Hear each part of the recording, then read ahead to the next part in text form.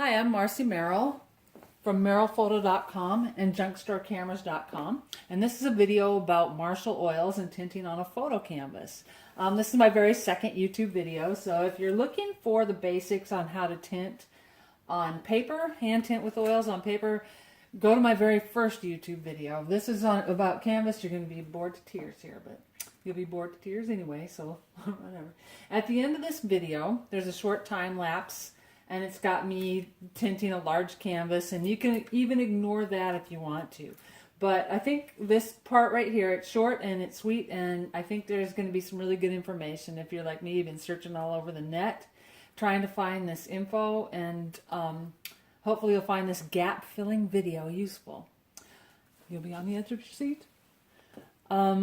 Recently I had a job where I needed to restore a number of historical images and print them on very large canvases. I thought they were very large, and tint them with oils.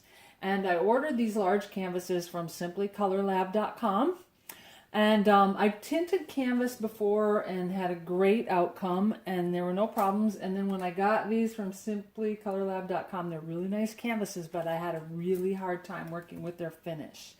And I had a lot of time and money invested in them, and so I went all over the place looking for how I was going to make this work.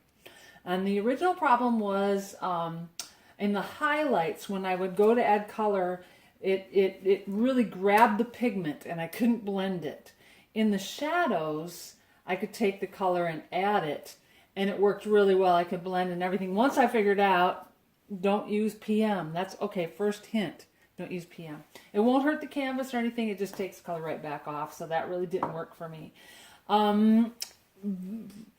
Let's see. I went through finding a reference on the internet about a product called Liquitex Professional Clear Gesso. Don't worry, this is not the solution.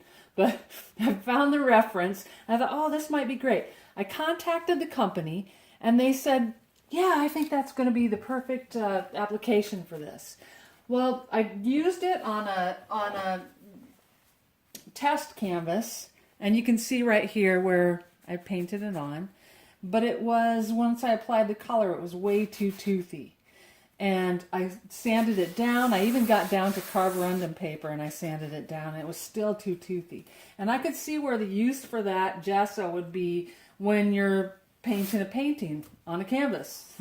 But I'm trying to tint a photograph, and if I had that kind of talent where I could paint a painting on a canvas, I wouldn't need to do photography, now would I?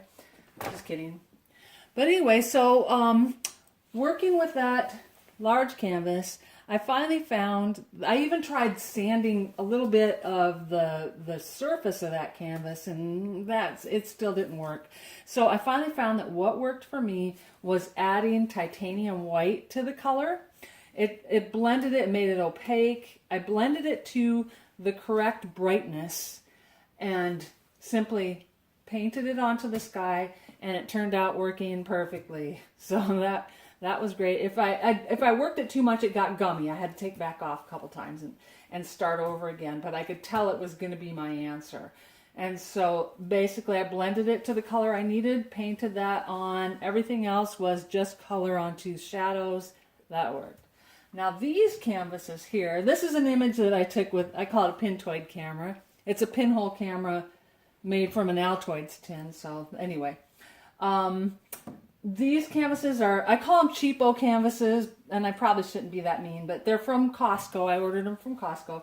They're dreamy to work on. They really are. The limitation is that if you need to get certain sizes, there's no custom sizing here. You're stuck with whatever size they offer, and that's it. But the surface is really easy to work with. You just put your paint on. You can do this.